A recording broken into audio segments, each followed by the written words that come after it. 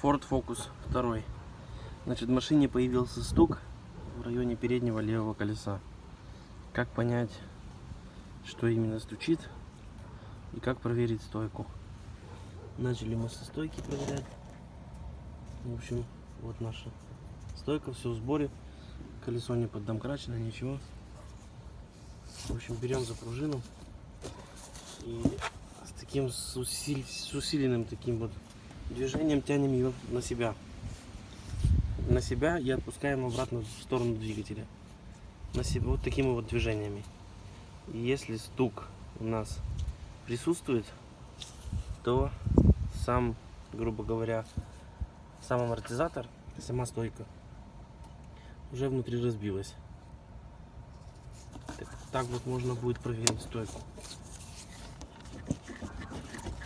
Так, и одной рукой не сильно неудобно, а двумя руками очень даже получается. Так, сейчас я покажу какой-то звук.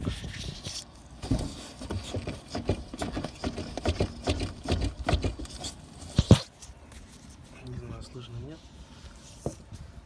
В общем, с усиленным таким движением вперед-назад можно проверить стойку. Снятый амортизатор. Ну-ка покажем, какой у него люфт.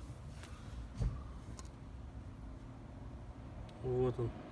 Вот этот люфт, то, что я говорил, за пружину потянуть.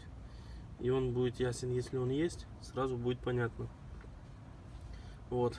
И попробуем ее выжимаем. При резком, если резко ее отпускаем, она вылетает наверх. Это уже снизу открутился либо поршень, либо, в общем, там уже надо смотреть.